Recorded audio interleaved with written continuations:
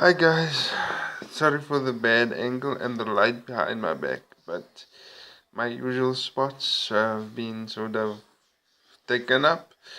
Today, particularly, I want to talk about not a nice topic, and I know I've dealt with it before in the months preceding my blog. Um, Rejection. Particularly, and the short answer for this is how we handle it and how we move on. Um, I once went to a psychologist back then, and basically the psychologist told me it's clear to see that you and this person had something very special, and it's good, but you shouldn't dwell on it too long. Now I know sometimes, depending on your disability or the nature of the relationship, if you're just an ordinary person watching this, um, it can be a bit difficult to find that person that sort of gets you, where the line between intimacy and carer or caring just seems to dissolve. But unfortunately, you have to get over it. Now, a lot of this has to do with the history with which we come. Depending on how old your parents were when they had you, they had a specific way of dealing with emotions and pain and that great 50 rand debate of life. Other parents take it lightly, other parents take it seriously. Uh, when somebody dies, for example, the house sort of goes into an unspoken state of mourning, and this can be carried on into other facets of life, particularly if, in part, some of us were raised by our grandparents. Now, they have a very old fashioned way of speaking and a very old fashioned way of doing. I mean, if I was to point the camera to the kitchen behind me, you'd hear my granny chop the onions for tonight's food, and this is a regular occurrence. But in order to move forward, you need to take the good from those lessons of being reared as a child and then adapt it for yourself today.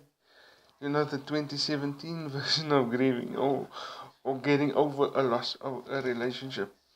Particularly now I speak to people with disabilities.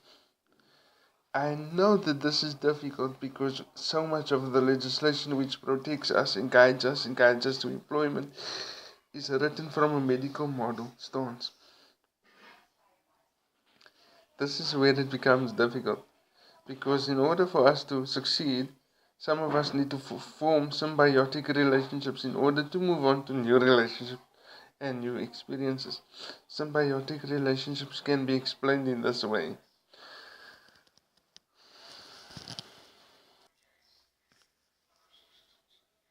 When I was in school, I'd often share a slice of bread with somebody in exchange for them to write a note for me or to write in my book for me.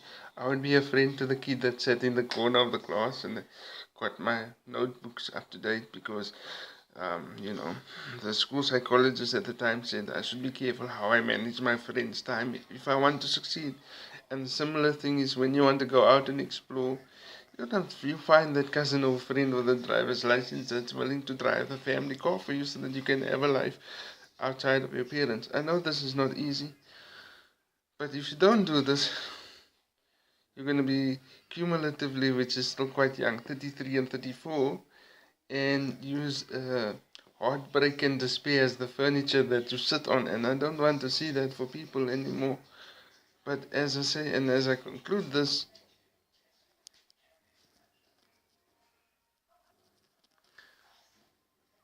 I don't want to see this happening. I know socioeconomically disability and poverty go hand in hand, but yeah, we can try in small ways.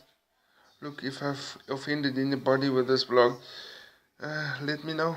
My sincerest apologies if I've done so. But there's particularly one person out in cyberspace who can't seem to get it into gear.